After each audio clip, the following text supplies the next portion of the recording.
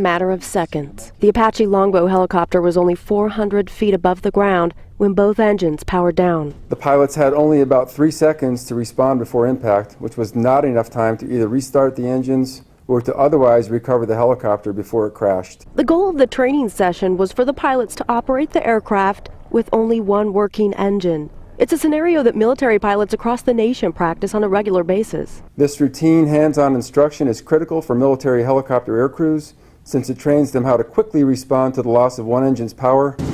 Once investigators arrived, the wreckage was pieced back together, and the helicopter's data recorder was reviewed. The key pieces of data that clued them in it wasn't a crash due to a maintenance or system failure was both the engine and airspeed. Both engine power control levers were inadvertently set into a position that caused them to overspeed. To avoid engine damage, the act shut both engines down. Since both pilots have a control lever to do this, it's impossible to know whether Chief Warrant Officer Steen Gearhart or Chief Warrant Officer John Hartway accidentally disengaged from the system. The mission of the Army Combat Aviation Unit, not only here at Gowan Field, but throughout the Army, is critical for our nation's defense. It will go on.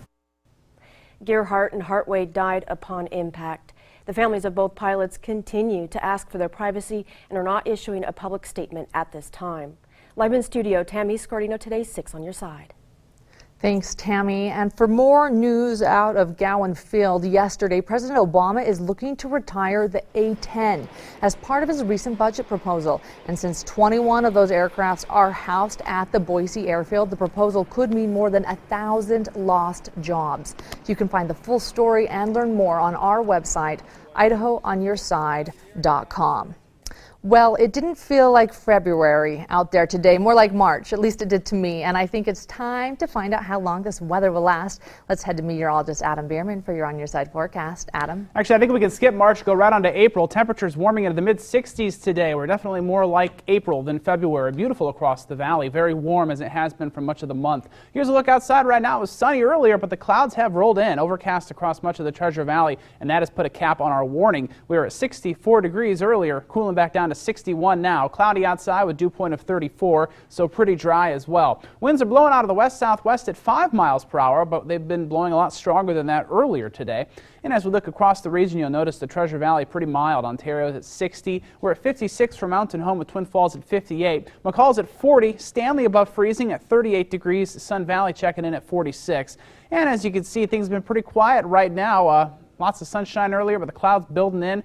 We could see some more showers later this week. I'll talk about that coming up in my On Your Side forecast.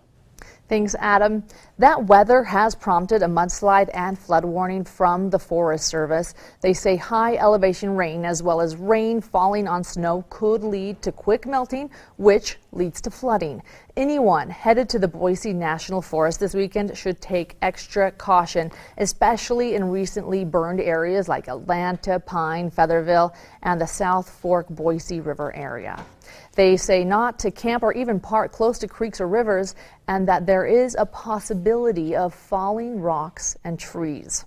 Idaho Highway 21 is closed right now because of an avalanche threat. We don't know for how long, but the Idaho Department of Transportation says it will assess avalanche conditions and check forecasts before deciding when to reopen the roads.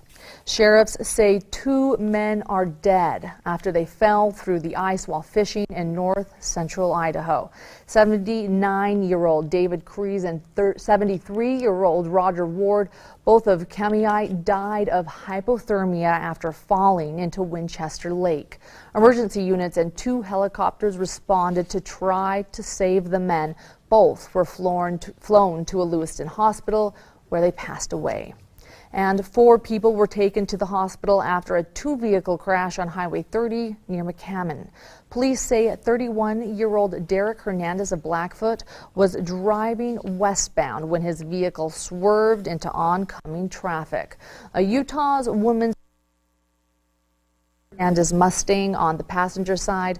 Both drivers and their passengers were taken to a Pocatello hospital, and police are investigating. It's tax season, and the Idaho Tax Commission is taking extra precautions against fraud after problems in nearby states, including Utah.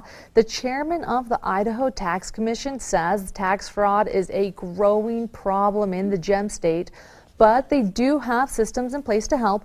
Officials say the agency confirmed more than 1,100 fraudulent tax returns just last year, and discovering those saved the state, get this, more than $1 million. Well, it's always nice to get your taxes done before that dreaded deadline. I know it is for me. And the good news is, for a lot of Gem State taxpayers, if you file online, it's free. Just follow the links on the Idaho State Tax Commission's website. Last year, close to 500,000 Idahoans qualified for free e-filing, but only about 16,000 people took advantage. The legalization of marijuana in Washington state is affecting Idaho police departments, but not in the way you might think.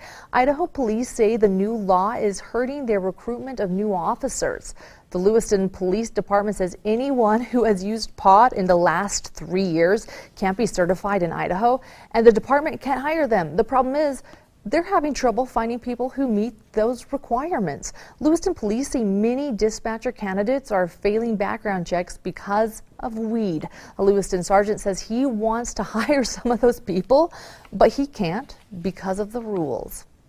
With more and more people being diagnosed with Alzheimer's each year, a local group that provides caregivers with support is spicing things up to raise money. 6 chili connoisseurs entered into the Battle of the Badges cook-off this year. It's not every day you're served food from a stretcher, but one of the cooks did just that as they were all first responders. Those who paid for a ticket to get in were the judges. We've had an increase just this year with 240% of phone calls coming from families that are needing our services. And that's respites for care providers, that's training for families on how to work with their loved ones that have the disease. Money was also raised for the nonprofit through a silent auction. For more info on the group, head to idahoonyourside.com. Coming up after the break, we'll head over to the Weather Center and check in with meteorologist Adam Behrman for his complete On Your Side forecast. And still ahead in sports, the Broncos will have their biggest crowd of the season tomorrow against San Diego State. Find out how big later in sports.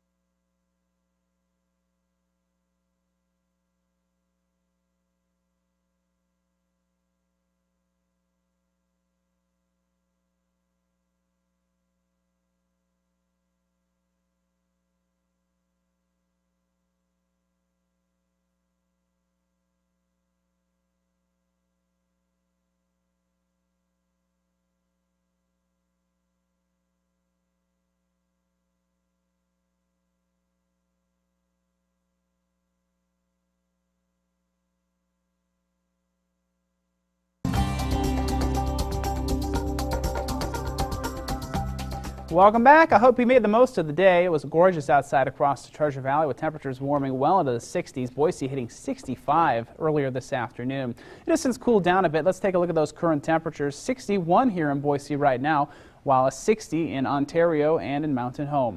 Up in McCall, a little bit cooler, 40 degrees there. If you're heading up Highway 55, you'll run into a few rain showers. We've got a few sprinkles pushing in toward Cascade this hour and stretching back up in through the upper Weiser River. Some scattered showers there and some more here as well in northern Elmore County, primarily up across the Smoky Mountains, this general area. Some snow just to the south of Galena Summit.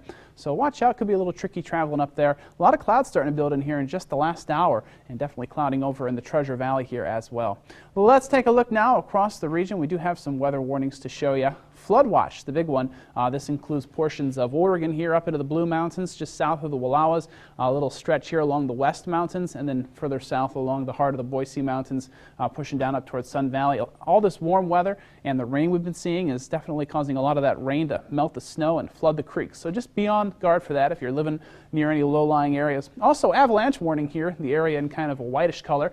Stops right there and right there. But anyway, we've got all this rain and all this warm weather, which really helps to increase the chances for avalanches occurring both naturally and if people are out on them skiing or snowboarding. So be very careful. In fact, probably be best to avoid going out to the backcountry in these kind of conditions.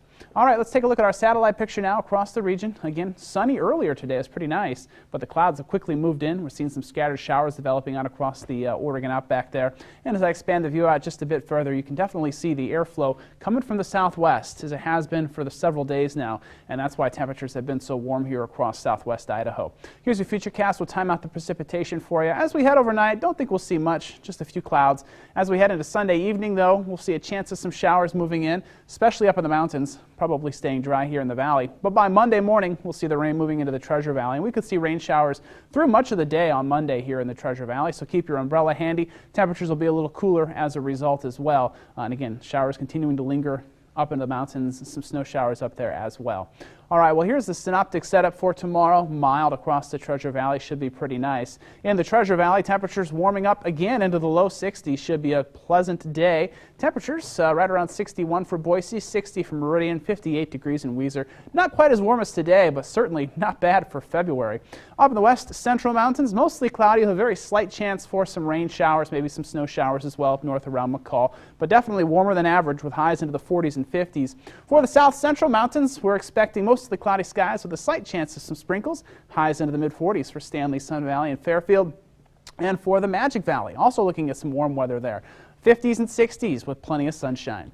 All right, here's a look at our 7-day forecast now. For Boise, we're expecting that rain to come through on Monday, but after that, it should be pretty quiet. We'll just see a fair amount of sunshine with temperatures remaining in the mid-50s for most of the week. Again, this is about 15 degrees above average all week long. Very mild pattern here as we head into the second week of February. Adam, this is what I was hoping you would tell me. Yeah, I know you like that warm weather. I prefer to see some snow, man. The ski resorts are hurting. I do feel sorry for the ski resorts. I do. But I'm not complaining. I'm going to get some jogging in. Oh, that sounds nice. Thanks, Adam. Federal officials have announced plans to shoot fewer double